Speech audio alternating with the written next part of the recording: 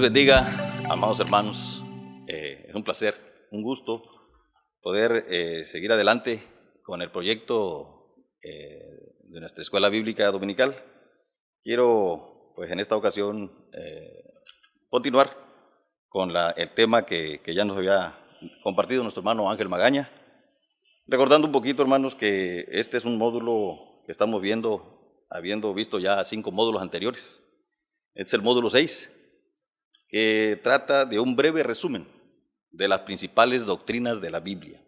Estamos viendo a través de este módulo lo que la Biblia enseña, la doctrina bíblica, y que como todo creyente cristiano nosotros tenemos que conocer.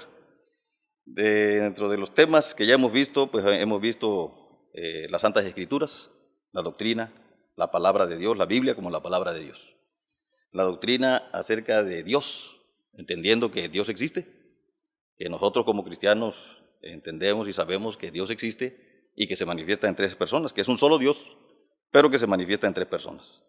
Vimos también la persona y la obra de Cristo, entendiendo que nuestro Señor es persona, entendiendo también que Dios se hizo hombre, tomó un cuerpo de carne e hizo una obra, nuestro Señor Jesucristo, que tiene que ver con la redención del ser humano, de todo aquel que puede creer en Él a través de su muerte en la cruz y su sangre derramada en la cruz del Calvario. También vimos la persona y la obra del Espíritu Santo. Vimos también la total depravación del hombre como doctrina. Vimos la salvación. Vimos la seguridad eterna de nuestra salvación, las 2 naturalezas del creyente, y en esta ocasión estamos ya con la doctrina de la separación. Obviamente, hermanos, estamos hablando de la doctrina de la separación, que tiene que ver con ser apartados para Dios. La separación es lo que Dios quiere y espera de todo creyente entendido, de acuerdo con su palabra, de acuerdo con su voluntad. En la lección, le invito a que tome su manual. Estamos en la página 20, es la lección número 10. Vamos a hacer un pequeño resumen de lo que ya vimos con nuestro hermano Ángel en la clase pasada, viendo los 4 primeros puntos que él explicó. Dentro de la doctrina de la separación, Dios ha hecho una diferencia entre el creyente y el inconverso. Dios hace la diferencia, no somos los hombres. Es interesante que aquí comprendamos que esta es la palabra y la doctrina que Dios enseña. La Biblia tiene los pensamientos y la palabra de Dios. Dentro de ese primer punto, pues vimos que el inconverso o el que no cree, el que no acepta, que no quiere aceptar a Cristo como Señor, está en muerte, el creyente está en vida, que el inconverso es olor de muerte para muerte, el creyente es olor de vida para vida, el inconverso está en tinieblas, el creyente está en luz, el inconverso está en la noche, el creyente está en el día, el inconverso o el incrédulo está perdido, el creyente es hallado, el inconverso practica la injusticia, el creyente la justicia, el inconverso es incrédulo, se es definido por Dios como incrédulo, y el creyente como creyente. Es condenado el inconverso y el creyente es no condenado. El inconverso se pierde, el creyente tiene vida eterna. También los inconversos se pierden, el creyente se salva. El inconverso es llamado hijo del diablo y el creyente hijo de Dios. Es el primer punto que vimos. También vimos en el segundo punto que Dios quiere que los que son salvos vivan de una manera diferente. En el tercer punto vimos que el creyente no está en el mundo. Es falso, el creyente está en el mundo. Vimos que el creyente no es del mundo, eso sí, es verdadero, el creyente no es del mundo. Que este mundo es el hogar del creyente. No es cierto, este mundo no es el hogar del creyente. También vimos que el creyente debería esperar ser tratado bien por el mundo, y eso es falso. Bien, y terminamos preguntando la pregunta: ¿por qué aborrece el mundo al creyente? Bueno, porque somos de Cristo y el mundo aborreció a Cristo. Y terminó la clase mi hermano nombrando 3 cosas que caracterizan al mundo y de las cuales el creyente no debe participar. Número 1, el creyente no debe de participar en los deseos de la carne. El creyente no debe de participar en los deseos de los ojos. Y el creyente no debe dejarse llevar por la vanagloria de la vida. Así que son tres cosas que caracterizan al mundo: los deseos de la carne, los deseos de los ojos, la vanagloria de la vida. Pero que el creyente debe tener muy presente que esos no son el motivo de su existencia, sino que ahora nosotros tenemos como creyentes un llamado diferente. Y bueno, pues vamos a continuar. Ahí en su manual, vea el punto número 5. Leemos textualmente, dice la palabra. Veamos primeramente el texto bíblico que dice en 1 de Juan 2:15. No améis al mundo ni las cosas que están en el mundo. Si alguno ama al mundo, el amor del Padre no está en él. Bien, ahí en el punto número 5, el Señor nos está haciendo este llamado. Dice ahí en su texto bíblico, en el texto del manual, dice así: si alguno ama al mundo, el amor, en la rayita se contesta, el amor del Padre no está en él, es en la otra rayita. Cualquiera que se hace amigo del mundo, veamos qué dice ahora Santiago 4:4. Oh almas adúlteras, ¿no sabéis que la amistad del mundo es enemistad contra Dios? Cualquiera, pues, que quiera ser amigo del mundo, se constituye enemigo de Dios. Así es. ¿Qué podemos entender aquí? Bueno, el mundo, amados hermanos, está representado por todo aquello que tiene que ver con los deseos de la carne, los deseos de los ojos, la vanagloria de la vida. A eso se está refiriendo en este caso. Y Dios espera que nosotros no nos dejemos llevar por esos deseos mundanos o por ese gusto en el mundo, y que, pues más allá, que no lo amemos, que hagamos una evaluación. Todos nosotros tenemos que ir, de estos temas son precisamente, pues no son temas que uno quiera ofender o uno quiera hacer cosas en detrimento de alguien. Son temas que tienen que ver con lo que Dios dice y que Dios espera que nosotros reflexionemos. Y el cristiano que ha aceptado a Cristo, obviamente tiene que ir comprendiendo que ya no, el propósito o proyecto que Dios tiene con él ya no está en este mundo. Este mundo, dice la palabra, lo que leímos en el punto número 4, tiene que ver con los deseos de la carne, los deseos de los ojos y la vanagloria de la vida. Pero Dios quiere que entendamos que ya no somos del mundo, sino que somos ciudadanos del reino de los cielos. Y por esa razón el Señor aclara en su palabra lo que ya leímos, que si nosotros ponemos prioridad en el mundo, amando al mundo, dice, entonces el amor del Padre no está en él. Y sigue diciendo en el libro de Santiago que cualquiera que se hace amigo del mundo, pues obviamente se constituye en enemigo de Dios. ¿Y por qué razón es esto? Bueno, porque los planes y los proyectos que Dios tiene para el creyente, que tiene que ver con el reino de los cielos, pues son diferentes a las formas de conducirnos que tenemos para con respecto en el mundo. Y Dios espera eso, que nosotros comprendamos claramente que nuestro amor debe estar dirigido, nuestra lealtad debe estar totalmente hacia Dios, conociendo cuáles son sus planes y proyectos que Él tiene para con nosotros, que son totalmente diferentes a los planes y proyectos que el mundo tiene. Veamos qué dice Santiago 1:27 para ver el punto número 6. La religión pura y sin mácula delante de Dios el Padre es esta: visitar a los huérfanos y a las viudas en sus tribulaciones y guardarse sin mancha del mundo. Amén. Así que, bueno, el cristiano, hermanos, no precisamente, el cristiano es un elemento que se define más que otra cosa, no por una religión o por una denominación, se define por su forma de conducirse. Y ahí Santiago decía, porque Santiago es una carta, la carta de Santiago es una carta que explica mucho la forma de cómo debemos conducirnos. Santiago es el que dice, el que oye la palabra pero no la hace, se engaña a sí mismo. Entonces Dios espera que entendamos que nosotros como hablando del mundo, como creyentes de Cristo, tenemos el llamado de parte del Señor a entender bien claramente todas estas cosas para que no haya mancha del mundo. Hay que guardarse. Esa es la encomienda, esa es la consigna. Es importante que nosotros hagamos una evaluación, una reflexión al respecto de cómo vamos, y para eso es el tema, precisamente, para que nosotros vayamos viendo lo que Dios espera de nosotros como creyentes. y que no haya mancha del mundo. ¿Cuáles serían las manchas del mundo? Lo que ya hemos comentado anteriormente, que poniendo las cosas prioritarias sin tomar en cuenta a Dios, prioritariamente lo que el mundo ofrece, lo que el mundo da. Además de también, pues tenemos que decir, ¿verdad?, que la palabra dice que el mundo está gobernado por el maligno. Que hoy por hoy, desafortunadamente, bueno, el asunto más que nada con el mundo es precisamente que no quiere que Dios lo dirija, sino que quiere ser dirigido por él mismo. El hombre está en una posición de no tomar en cuenta a Dios y de dirigirse él mismo.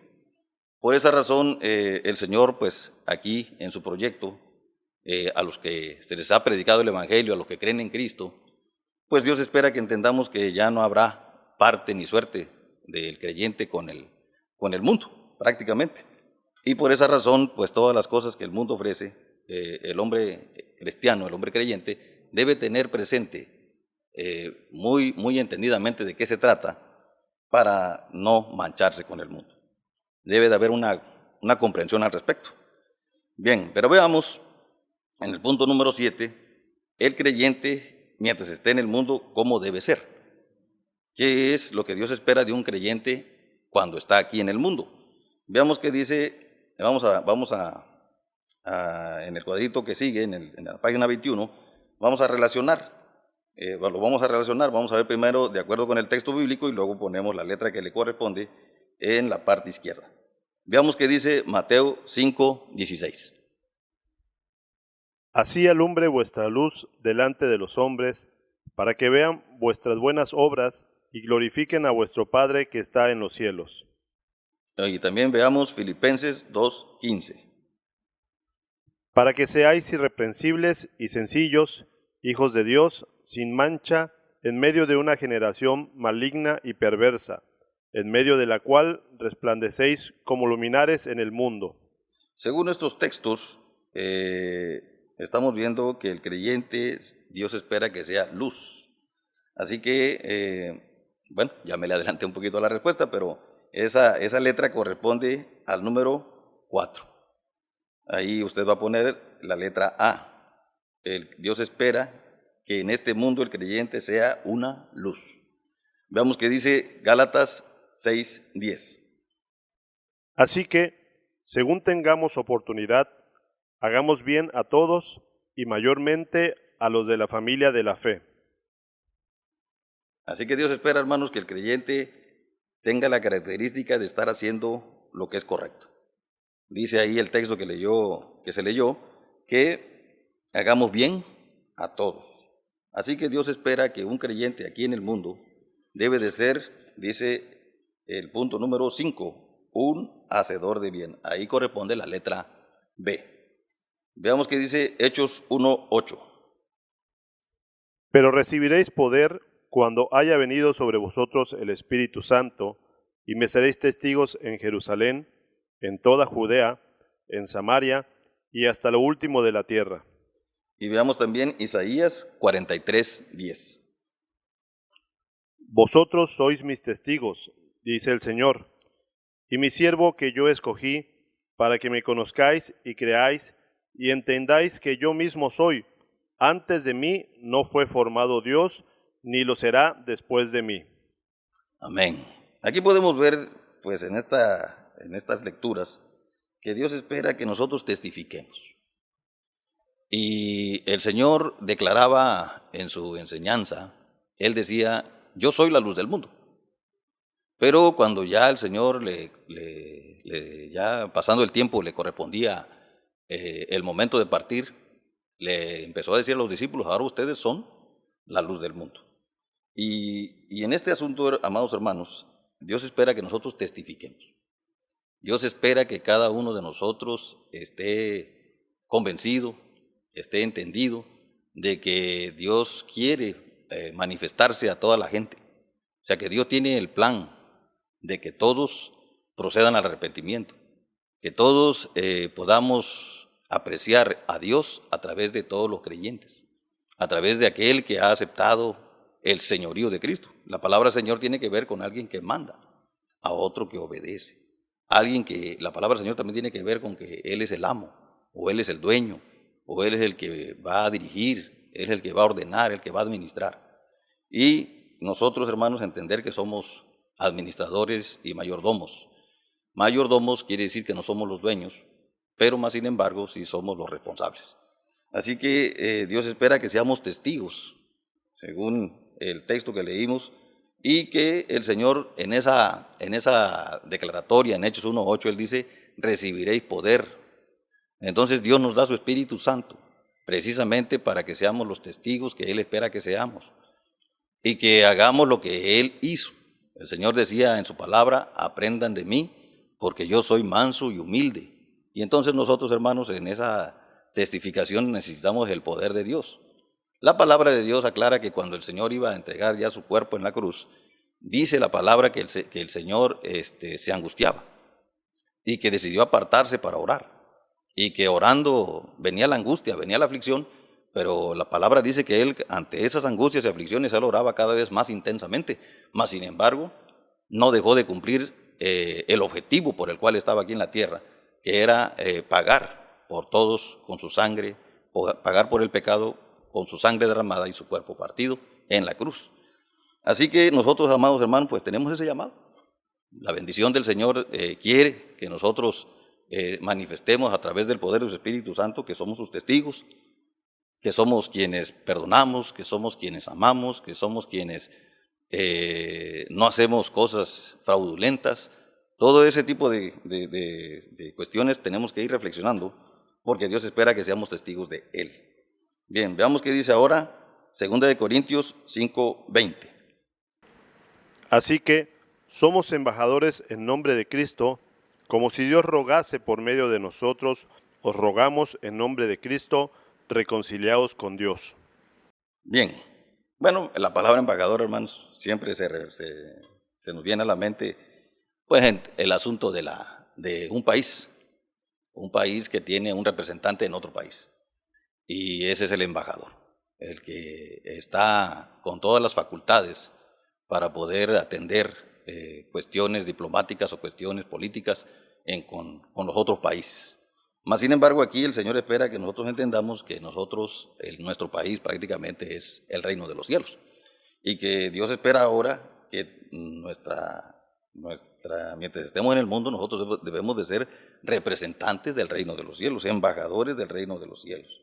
Y pues, como decía anteriormente, dar testimonio de que ahora no es precisamente nuestra dirección, no se basa principalmente en lo que el mundo quiere que hagamos, sino en lo que Dios dice que hagamos por medio de su palabra, la Biblia. Y entonces nos convertiremos en unos embajadores dignos. Y es necesario que lo entendamos que así debe de ser. Ahora veamos qué dice, bueno, ahí en esta columna, en 2 Corintios 5:20, es la D. No dije, ahí le corresponde al número 2, un embajador. El número 2 es la D. Ahora veamos Marcos 16:15. Y les dijo, id por todo el mundo y predicad el evangelio a toda criatura. Amén. ¿Qué otra cosa tiene que hacer un creyente? ¿Qué debe de ser? Pues un predicador. Aquí ya vimos 5 cosas que debe de ser un creyente: un testigo, un embajador, una luz, un hacedor de bien y ahora pues un predicador. Todo eso corresponde, hermanos, a un creyente. ¿Qué cosa es lo que Dios espera de un creyente? Que predique el evangelio. ¿Cómo puede predicar el evangelio un creyente? Bueno, viviendo el evangelio, porque si no, la gente no le va a creer. Decía nuestro hermano Alberto Motesi cuando nos vino a predicar, él decía, bueno, he visto que las iglesias han crecido bastante, he visto que las iglesias, hay mega iglesias, hay iglesias muy grandes de mucha gente, pero en el ambiente social no se ve el impacto de la iglesia, no se ve la diferencia. Decía el hermano Alberto Motesi, yo creo que es necesario que pues en estos momentos que estamos teniendo la oportunidad todavía de reflexionar y de estar ahí en su hogar, en su casita, reflexione bien qué es lo que Dios, cómo debe de ser un creyente. Y tenemos, decía el pastor en su mensaje, nuestro pastor, la necesidad de arrepentirnos y de actuar con sabiduría. El arrepentimiento obviamente es entender y reconocer delante de Dios qué estoy haciendo, cómo lo estoy haciendo. Pero la sabiduría es obviamente temer a Dios, respetar lo que Dios dice y obedecerlo. Entonces, el arrepentimiento es reconocer aquello que no se está haciendo, hermano, y hacer lo que debo de hacer. Y aquí en este caso, pues para predicar, que corresponde ya a la última letra, el último punto es el número 3, ahí va la E. Predicar, hermanos, es dar el ejemplo y hablar. De esa manera es como nosotros tendremos ese peso específico que Dios quiere que tengamos y que dice la bienaventuranza, bienaventurados son cuando hablen toda clase de mal contra ustedes, mintiendo. Bien, continuamos en el punto número 8, en la página 22. Dice una pregunta ahí. ¿Quiere Dios que nos unamos a los incrédulos y trabajemos con ellos? ¿O quiere Dios que nos separemos de ellos? Veamos qué dice 2 Corintios 6, del 14 al 18. No os unáis en yugo desigual con los incrédulos, porque ¿qué compañerismo tiene la justicia con la injusticia? ¿Y qué comunión la luz con las tinieblas? ¿Y qué concordia Cristo con Belial? ¿O qué parte el creyente con el incrédulo? ¿Y qué acuerdo hay entre el templo de Dios y los ídolos? Porque vosotros sois el templo del Dios viviente, como Dios dijo, habitaré y andaré entre ellos, y seré su Dios, y ellos serán mi pueblo. Por lo cual, salid de en medio de ellos y apartaos, dice el Señor, y no toquéis lo inmundo, y os recibiré. Y seré para vosotros por Padre, y vosotros me seréis hijos e hijas, dice el Señor Todopoderoso. Tremendo, ¿no? Pero aquí dice la palabra está aclarando, la palabra de Dios. Recordemos, hermanos, que vimos la doctrina de las Santas Escrituras, inclusive vimos que las palabras de Pablo, el apóstol, que aquí son las que se están mencionando, eran tomadas como la palabra de Dios. Y aquí, a través de esta carta, el apóstol Pablo le está aclarando a la iglesia de Corintios ese punto que nosotros hoy estamos viendo aquí. Y la pregunta es, ¿quiere Dios que nos unamos con los incrédulos y trabajemos con ellos, o quiere que nos separemos de ellos? Y la contestación leída es, no os unáis, dice la palabra, en yugo desigual con los incrédulos. ¿Qué quiere decir esto? Bueno, que el que no cree no va a guardar, no va a respetar los lineamientos que Dios espera que todos respeten. De hecho, le quiero aclarar que el juicio en el Antiguo Testamento, muchos de los juicios que Dios hizo sobre su pueblo israelita, tenían que ver con la injusticia, tenían que ver con aquello que se estaba haciendo en la sociedad, que Dios está viendo todo, que nosotros podamos comprender esa parte, que aunque no nos vea el hermano, que aunque no nos vea alguien, pero Dios nos está viendo. Y entonces Dios espera que nosotros seamos conscientes de que el que no le cree a Dios, pues no se guarda de estas cosas, no respeta estas cosas y busca su propia conveniencia. El problema en el huerto del Edén fue ese. El problema en el huerto del Edén fue que Dios dijo, de todo árbol pueden comer, pero de este árbol no coman. Y entonces el hombre, en desobediencia a Dios, comió del árbol del que no tenía que comer. Y la sentencia se cumplió. Hoy Dios nos sigue diciendo que nosotros tenemos que actuar con justicia, que nosotros tenemos que actuar con amor, que el creyente tiene que poner en primer lugar a Dios por sobre todas las cosas, que el creyente debe de ser una persona reconocida, con testimonio, un embajador. Y entonces, obviamente, hermanos, pues el que no cree, pues no va a respetar estas cosas, no le va a importar, no cree, no tiene temor de Dios, no tiene respeto de lo que Dios dice. Y por esa razón Dios espera que nosotros tengamos sabiduría y no hagamos tratos, no hagamos negocios, no hagamos unidades en las cuales vamos a quedar en un yugo desigual, porque cuando se te proponga algo indebido, tú no lo vas a poder llevar a cabo, en el sentido de que tú tienes temor de Dios y sabes que Dios dice que no debemos hacer estas cosas. Y Dios hará juicio de estas cosas. Una ocasión, en el libro de Isaías, no recuerdo el texto, si está en Isaías 53 o 58, pero el pueblo ayunaba. El pueblo, dice la Biblia, que mantenía un ayuno, y en este caso los hombres poderosos, pero Dios les dice, pues ese ayuno a mí no me agrada. Era un ayuno que dejaban de comer, dice la palabra, se doblaban como juncos y se sentaban delante de Dios con una postura pero que Dios sabía que lo que andaban haciendo no correspondía a la justicia, a la rectitud, al amor. Y entonces les aclara, no, ese ayuno a mí no me gusta. Y les dice, el ayuno que yo quiero que hagan es que compartan su pan con el hambriento, que atiendan al afligido. Y como leíamos hace un momento, la religión pura y sin mácula es visitar al huérfano, atender a la viuda y hacer estas cosas que Dios espera que nosotros manifestemos. Por esa razón es importante, ¿verdad?, que un creyente entienda que Dios hace una separación de cómo se debe conducir. Y aquí aclara el punto, la pregunta: ¿quiere Dios que nos unamos a los incrédulos y trabajemos con ellos, o quiere que nos separemos de ellos? Pues en este sentido, hermano, porque también la palabra de Dios dice que estamos para predicar al mundo, y que el mundo en este caso, hermanos, debe de convertirse al cristiano, no el cristiano convertirse a la forma del mundo. Pero en este sentido, en estos tratos, en estos enyugarnos con ellos, pues no, Dios quiere que no hagamos estos tratos desiguales, y la respuesta es que nos separemos. ¿Qué quiere Dios, que nos unamos o que nos separemos? La respuesta es que nos separemos de este tipo de unidades. La pregunta número 9 dice, pues ¿en qué forma? Bueno, permaneciendo en la fe de Cristo es la respuesta, y no haciendo vínculos que comprometan nuestra fe. A esa sería la respuesta. Permaneciendo en la fe de Cristo, no haciendo vínculos que comprometan nuestra fe. Porque, pues, lo que ya leímos aclara eso, ¿no? ¿Qué acuerdo hay entre el templo de Dios y los ídolos? Fíjese hasta dónde va. Porque ustedes son el templo del Dios viviente. Nosotros tenemos que tener muy en claro eso. Un templo, el Señor cuando llegó al templo, Él dijo, y había mercaderes, había personas que estaban haciendo uso indebido del templo, y el Señor echó fuera con un látigo a todos esos mercaderes, y les dijo, mi casa es casa de oración, no cueva de ladrones. Y entonces nosotros, hermanos, ahora somos nosotros el templo del Dios vivo. Acuérdense que nosotros somos tripartitas, tenemos espíritu, alma y cuerpo, y los tres le pertenecen al Señor, y el cuerpo es ahora el templo del Dios vivo. Por esa razón, hermano, tenga muy presente que Dios lo ha separado, que Dios le ha dado indicaciones para que usted mantenga el propósito, el plan que Dios quiere con su pueblo, estar separado para Él y no comprometiendo su fe, Bien, veamos el punto número 10. Dice el punto ahí, Dios manda al creyente a separarse de aquellos que creen y enseñan doctrinas falsas.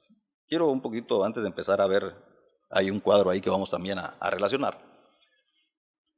Una de las principales recomendaciones de nuestro Señor Jesucristo, cuando le preguntaron los discípulos, ahí está en Mateo capítulo 24, le preguntaron los discípulos, Señor, ¿qué señal habrá de tu venida y del fin de las cosas? El Señor les dijo, bueno, como primer punto, van a venir muchos en mi nombre diciendo yo soy el Cristo, falsos maestros, falsos gente que va a quererles engañar en el nombre del Señor. Bien, la doctrina falsa, hermanos, es algo muy peligroso. Es algo sutil. Se usa el buen nombre del Señor, pero el propósito es destruir. El Señor dijo, aclaró cuando en el Sermón del Monte, al final, cuando el Señor dice, el que me oye estas palabras y las hace, le compararé con un hombre sensato, que edifica su casa sobre la roca. Pero un poquito antes, dice ahí, guárdense de los falsos maestros, guárdense de los que enseñan mal. Y el Señor aclaró que por los frutos serían conocidos. ¿Y cuáles serían los frutos? Bueno, pues los frutos serían ahí, yo le recomiendo que lea todo. Siempre me gusta decir esto porque esa es una realidad. Una definición de ser cristiano es Mateo capítulo 5 al capítulo 7. El Señor aclara, bienaventurados los pobres en espíritu, bienaventurados los mansos, bienaventurados los que tienen hambre. Y el Señor va diciendo una forma contraria de cómo el mundo ve que es una persona que es feliz o que es afortunada. Lo dice el Señor, pero en forma contraria. Bienaventurado el pobre, y acá el mundo dice bienaventurado el rico. Pero dice el Señor, bienaventurados los pobres porque ellos verán a Dios. O sea, de acuerdo con Dios es diferente. Pero en todas esas enseñanzas que el Señor da en el Sermón del Monte, al final, casi al final, el Señor aclara que vendrían muchos falsos maestros, que por sus frutos serían conocidos. ¿Cuáles frutos serían los que hay que observar? Bueno, pues ahí el Señor dijo, hay que ayudar al necesitado, hay que tener entendido que todo aquello que es asunto de inmoralidad sexual, todo eso Dios lo está viendo, Dios lo llama adulterio, Hay que ver que el Señor espera que estemos orando, que practiquemos la regla de oro, que etcétera, etcétera, hermanos. El Señor dice todo eso y luego dice también ahí en esa parte que no todo el que me dice Señor, Señor será salvo, sino todo aquel que hace la voluntad de Dios. Entonces, obviamente, hermanos, pues el falso profeta va a querer quitar la presencia de Cristo, la persona de Cristo, y ponerse él. Y aquí lo importante es eso. Dios manda al creyente a separarse de aquellos que creen y enseñan doctrinas falsas. ¿Y qué es lo que Dios espera del creyente? Que cada creyente, cualquiera, dijo el Señor, que me oye estas palabras, dice ahí en Mateo capítulo 7, y las hace, lo compararé con un hombre prudente, que edificó su casa sobre la roca. La roca es lo que Cristo dice. Así que nosotros tenemos que aprender, hermano, que me estás escuchando allí en tu hogar, tenemos que aprender a escuchar, a atender lo que Cristo dice. Hoy más que nunca, ahorita que hay tiempo, en lugar de estar llenándonos el entendimiento, la mente con temores, es prioridad que tengamos fe. Y la palabra de Dios dice, la fe es por el oír y el oír por la palabra de Dios. Pero vamos a hacer concordar el cuadrito que sigue. Dios manda al creyente a separarse de aquellos que creen y enseñan doctrinas falsas. Veamos qué dice 2 de Timoteo 3:5. Que tendrán apariencia de piedad, pero negarán la eficacia de ella, a estos evita. Esa letra, ¿en dónde va? La letra A. Bueno, va en el punto número 4. Tendrán apariencia de piedades. A estos evita. Evítalos. Veamos qué dice 2 de Juan 1:10. Si alguno viene a vosotros y no trae esta doctrina, no lo recibáis en casa, ni le digas bienvenido. Bien, ahí de los 5 puntos, ¿cuál corresponde? Está, apártense de ellos, deséchalo, no lo recibas. Bueno, a esto se evita, ya lo pusimos, sea anatema. Pero concordamos que el punto que sigue es no lo recibas. Si alguno viene con una doctrina diferente, si alguno, así sea un ángel, dice la palabra, no lo recibas. La doctrina diferente, hermanos, te va a llevar a un entendimiento diferente, te va a llevar a un camino diferente, no el evangelio de Cristo. Por eso, pues, gracias a Dios, hermanos, que tenemos la palabra para seguir el camino de la verdad, la indestructible verdad. Jesucristo nuestro Señor es la verdad, y la verdad es la verdad, no se puede destruir. Pero sí es importante que nosotros tengamos mucha atención para no recibir todo aquello que, aunque sea muy sutil o que se parezca, pero no es. Veamos qué dice Gálatas 1, del 8 al 9. Mas si aún nosotros, o un ángel del cielo, os anunciare otro evangelio diferente del que os hemos anunciado, sea anatema. Como antes hemos dicho, también ahora lo repito. Si alguno os predica diferente evangelio del que habéis recibido, sea anatema. Amén. Ahí el apóstol Pablo estaba librando una tremenda batalla, porque la iglesia de Galacia ya la querían judaizar. Ya se había dado judaizarse es creer en Cristo, pero también hacer los ritos de la ley. Y el apóstol Pablo decía eso, ese no es el evangelio.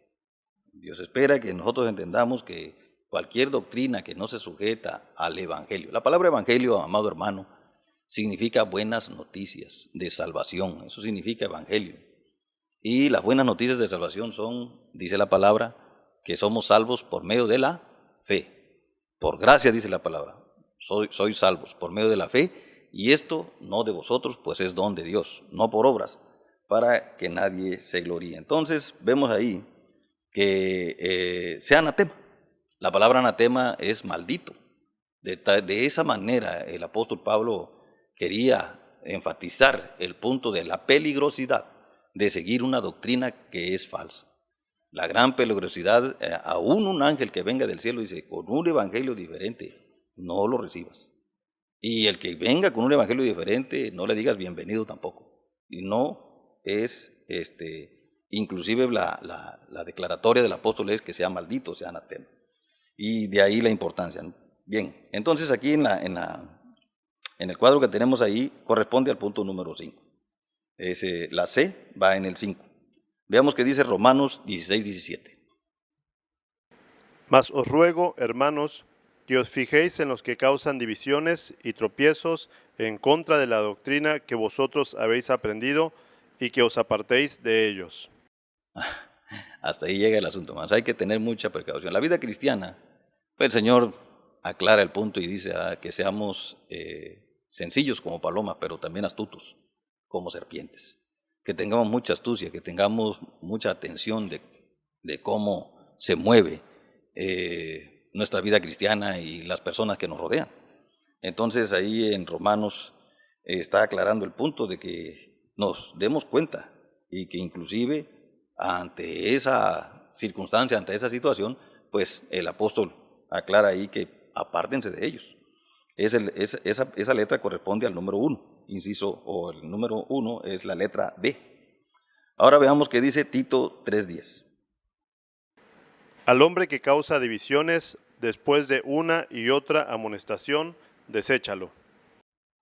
Así que hermanos, la doctrina, dice la palabra en el libro de los Hechos, que el primer pueblo, la primera iglesia, perseveraba en la comunión unos con otros, pero primeramente dice, perseveraban en la doctrina de los apóstoles. Así que la doctrina, hermanos, es un medio de unidad. Por eso es importante que nosotros entendamos que debemos guardar la sana doctrina. Y ante esto, el trabajo que tenemos que hacer como hermanos es grande.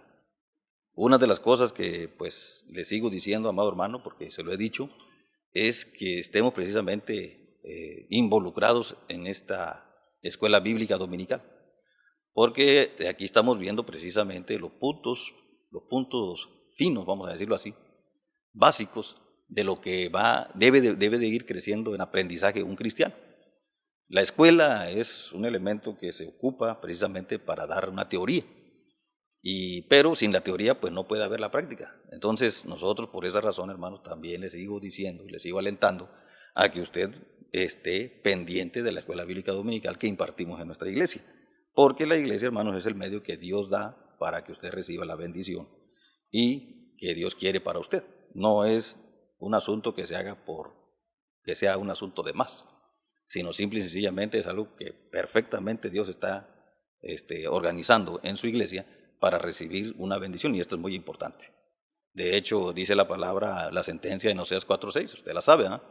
Pero la palabra dice que el pueblo de Dios pereció porque le faltó conocimiento. Pero no nada más porque le faltó el conocimiento, sino porque desechó el conocimiento, dice la palabra.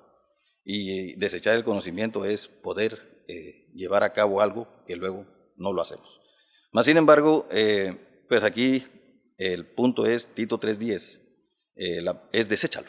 Aquel que no quiera aceptar, que no quiera comprender, que no quiera, en un momento dado, a sujetarse a la sana doctrina, deséchalo, ya no hay problema. O sea, no hay que estar en una unidad con esa persona en ese sentido. Pero esa es la sentencia. Dios manda al creyente a separarse de aquellos que creen y enseñan doctrinas falsas. Veamos el último punto. Dice verdadero o falso. Los creyentes nunca deben separarse unos de otros, aunque uno de ellos desobedezca la palabra de Dios. Veamos qué dice 2 de los Tesalonicenses 2:15. Así que, hermanos, estad firmes y retened la doctrina que habéis aprendido, sea por palabra o por carta nuestra. Ahora, 2 de Tesalonicenses 3:6. Pero os ordenamos, hermanos, en el nombre de nuestro Señor Jesucristo, que os apartéis de todo hermano que ande desordenadamente y no según la enseñanza que recibisteis de nosotros. Ahora, 2 de Tesalonicenses 3:14 y 15. Si alguno no obedece a lo que decimos por medio de esta carta, a este señaladlo y no os juntéis con él para que se avergüence. Mas no lo tengáis por enemigo, sino amonestadle como a hermano. Amén. Así que, amados hermanos, tenemos de parte de Dios todas estas indicaciones, hermanos. No sé si usted ya las sabía, pero yo creo que no. Y si ya lo sabíamos, hay que entender o hay que reflexionar mucho. Aquí el ejercicio en el punto 11 es: los creyentes nunca deben separarse de otros, declarar si es verdadero o falso, aunque uno de ellos desobedezca la palabra de Dios. Y vimos en el texto que se leyeron, los textos que se leyeron, en el versículo 15, que Dios espera que estemos firmes y retengamos la doctrina, porque la doctrina es el fundamento, hermano. La palabra de Dios es el fundamento. La Biblia dice que sin fundamentos el justo perece. Sin fundamentos, es más, vamos a verlo en Salmos 11:3.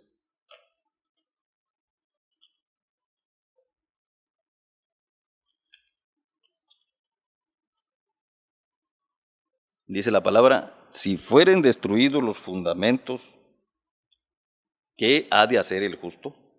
Así dice la palabra. Entonces, la doctrina es fundamento, hermano.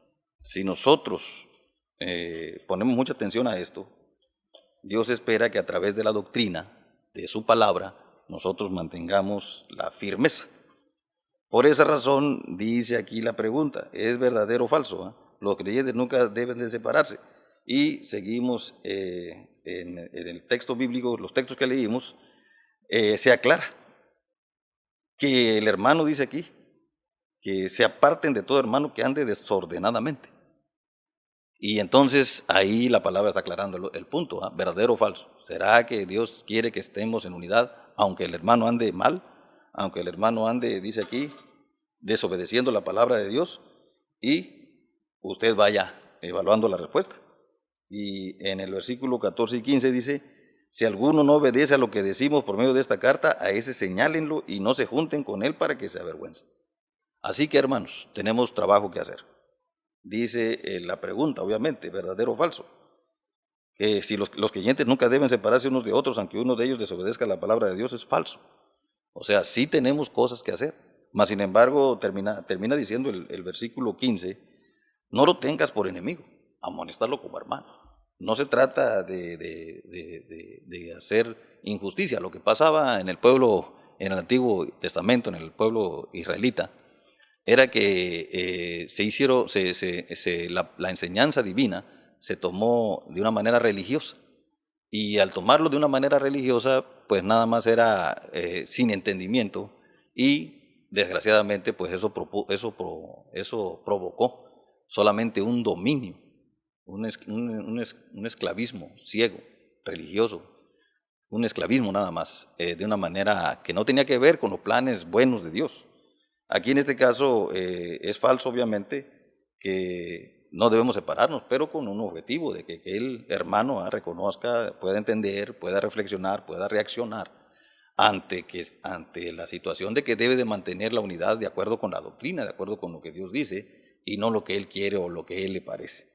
De hecho, pues comentaba en este punto, en el Sermón del Monte del Señor, pues él dice que por los frutos serían conocidos. Y le vuelvo a decir, ahí hay un resumen hermoso en Mateo capítulo 5 al capítulo 7, de todo lo que un creyente debe practicar en cuanto a entender y practicar, en cuanto a orar, le decía, en cuanto a estar unido en matrimonio, en cuanto a juzgar a los demás. O sea, una serie de circunstancias. Yo le recomiendo que lo vea detenidamente y se evalúe, haga una evaluación. Más sin embargo, les vuelvo a decir, dentro de la indicación divina, sí es necesario que mantengamos la sana doctrina, amado hermano, y que podamos mantener la sana doctrina, obviamente entendiendo perfectamente lo que Dios quiere y hacer las acciones que Dios espera para que lo logremos. Y en ese entendido, pues le damos gracias a Dios. Quiero terminar el tema, pues leyendo, y yo le pido que usted también lo lea junto conmigo, las letras en negrita, donde dice: la separación o la doctrina de la separación es ser apartados por Dios y para Dios, o sea, ser santo. Significa que debo obedecer la palabra de Dios. Dios nos da promesas y pautas de cómo hacer ciertas cosas y cómo no hacer ciertas cosas. Por medio de la palabra de Dios aprendemos cuándo trabajar con los demás y cómo trabajar con los demás. Por lo anterior, hermanos, tenemos la indicación de cómo hacer las cosas. No es hacerlo de una manera ofensiva, agresiva, pero sí de una manera firme, sí de una manera que agrade a Dios, sí de una manera que se muestre que lo hacemos porque amamos a Dios, pero también porque amamos al prójimo, porque es necesario hacerle ver al prójimo que ese estilo de vida, fuera de los planes o de las indicaciones divinas, es un estilo de vida que lleva a la derrota. La palabra de Dios dice así, que el camino en el Señor es angosto, es estrecho, pero amplio y espacioso es el camino que lleva a la perdición y muchos van por él, porque no están tomando en cuenta a Dios. Y obviamente, dice la palabra, el que siembra para el Espíritu, del Espíritu cosechará vida eterna, pero el que siembra para la carne, de la carne segará corrupción. Y así que, aunque pueda estar teniendo aparentemente a los ojos humanos mucho éxito, el final será derrota, será fracaso.